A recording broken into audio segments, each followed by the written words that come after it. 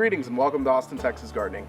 It is now mid-May and we have some good weather out today, so I thought it'd be a nice opportunity to do a peach tree harvest of my peach trees. In my last video, I did a thinning of these trees. We culled some of the fruit to give the branches a break, and you can see that my branches perked back up here. Some of them are still a little weighed down, but now that the fruit has started to mature, I thought it'd be a good opportunity to come through and just actually pick some fruit. This tree here has almost perfect peaches without a blemish. It's the only tree in my backyard that has this quality of fruit. And I actually noticed a lot of the fruit that we culled last week was good enough to eat. It actually ripened on my counter, which I wasn't expecting.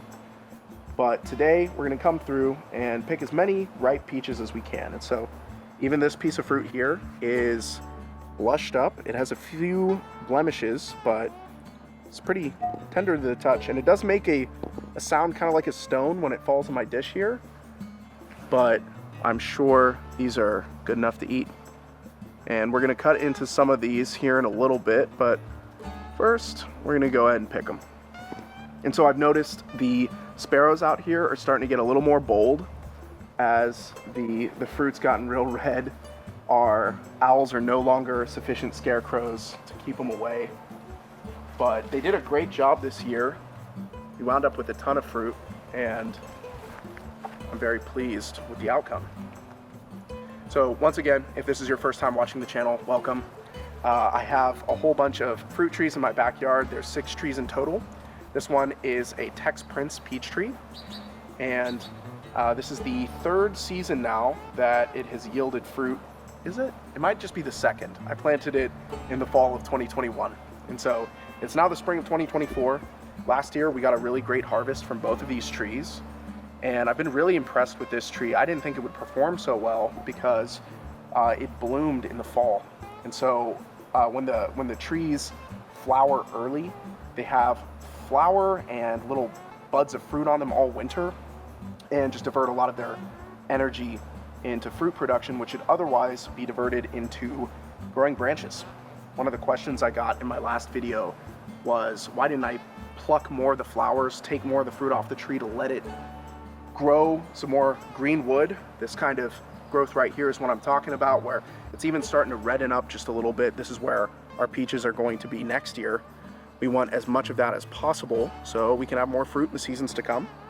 And my answer to that question is that I'm doing that right now. I wanted as much of the fruit to mature as possible, and I'm not going to be taking 100% of the fruit off this tree today, but even stuff like this right here, I'm not sure if that's the result of a bird or some sort of insect.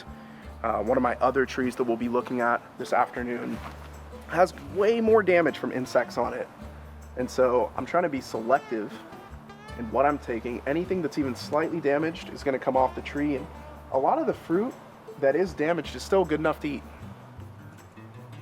So we're going to be real careful here with what we take. But even now, I've got probably, I don't know, 15 pieces of fruit in this dish, and the smaller ones are still a little firm, but we're going to bring them inside and they will ripen on the counter. I honestly was not expecting that because some of the fruit that I culled last year was just too tiny at the time that I picked it. And you can see what we've left. So just size comparison, I'm gonna hold up kind of a more mature piece. This is what we've taken and this is what we've left. I've got maybe 15 pieces in my dish and say 20 pieces still on the tree. We got a cluster of 6 there. These are gonna stay on the tree, and around June, we'll pull them down. Today is, I think it's May 17th or 18th, I'm not even really sure. We're gonna give them about 2 more weeks and they should ripen up. I have another Tex Prince peach tree over here, and I'm really excited for this one. There's a lot less fruit on this tree, but a lot more green growth. So all of this down here, we've got a whole bunch of green wood around the back, shaping out to be a really great tree. I've had a few people advise me to prune up here, take this big branch down up top, but if I had done that, I would have missed out on these real big peaches that we got at the top of this tree. Check this out. I'm really excited to take these down because they're so big, and I can tell they're perfectly ripe. I've seen sparrows perched on the tree right here constantly, and check that out. That's like his store-bought peach right there. That's a big boy. Even compared to the other stuff from the other tree, this is a nice one. These are all Tex Prince. Got a little ant on it, but it's looking good. And I have another one. It's about the same size. We've had a ton of storms over the last couple of weeks, and every time it rains real hard, I'm just looking out my window, looking at these trees, sweating bullets, wondering if the rain is gonna take my peaches out. Isn't that great? There's more fruit on this tree though. We're not gonna leave it all. Anything that we leave here is in pretty real danger at this point. If it's real small. This tree has honestly yielded the best fruit. There's only 5 pieces that I've got here, but they're pretty large. And down here at the bottom, I mean, we even got to take this. It's my theory that these trees have done so well because of the French drain that I installed about 2 years ago. I think some of their roots must be getting out into the drain, which is obviously not great for the French drain, but it's great for my fruit trees, so it's absolutely accomplished what I intended with the drain. In years past, these trees used to be really waterlogged, and it was a pretty big problem. In fact, I'm gonna have to go inside and put some of these pieces of fruit in a larger container. I have too many. Got another nice one right here. And still pretty firm. Bring it out to the light. But pretty big. Got one more piece in the back. I'm gonna take down, and that leaves us with, I think, just 2 pieces of fruit on this tree. There might be one that I'm not seeing, but we just have 2 little pieces right there.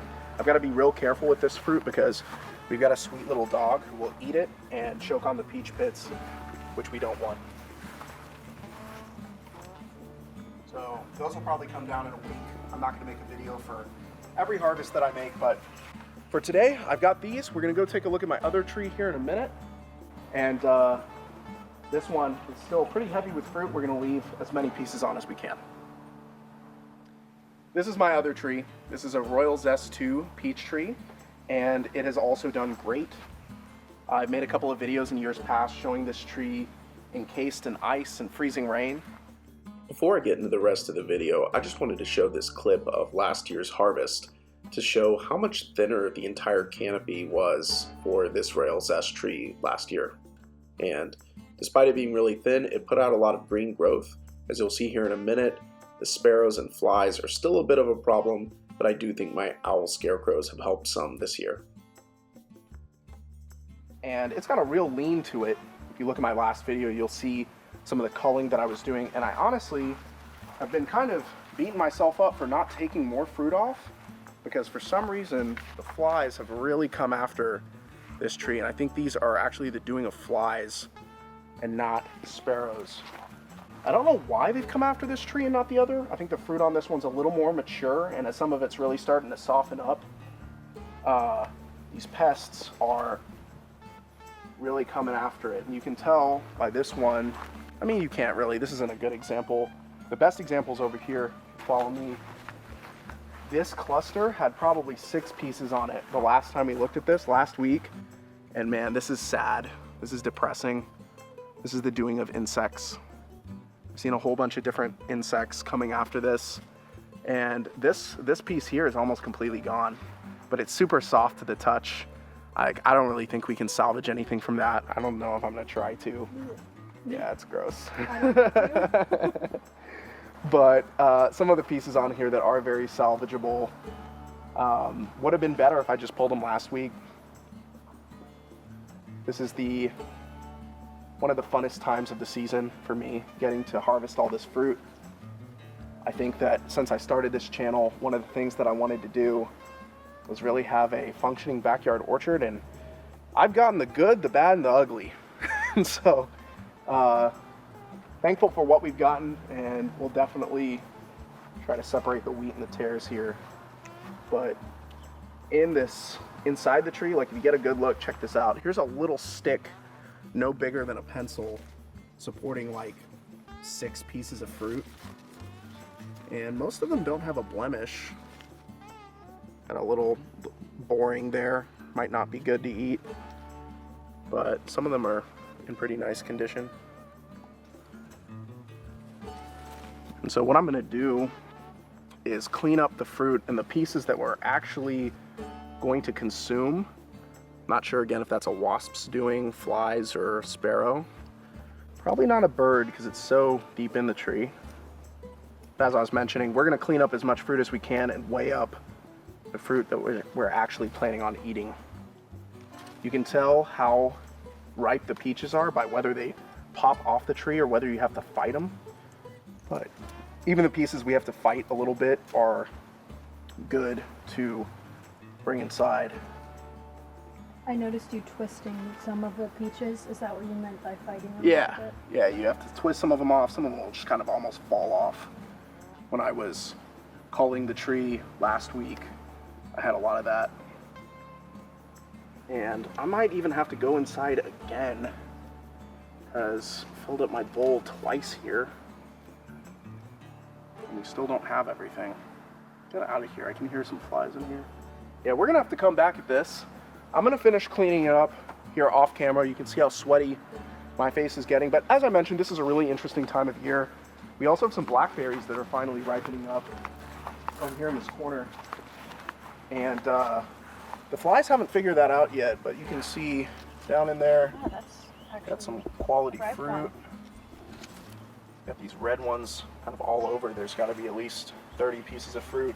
And this plant's gotten really big. It's starting to send out runners kind of off in the background. And so between the blackberries and the peaches, we're fully loaded out here. It's an exciting time.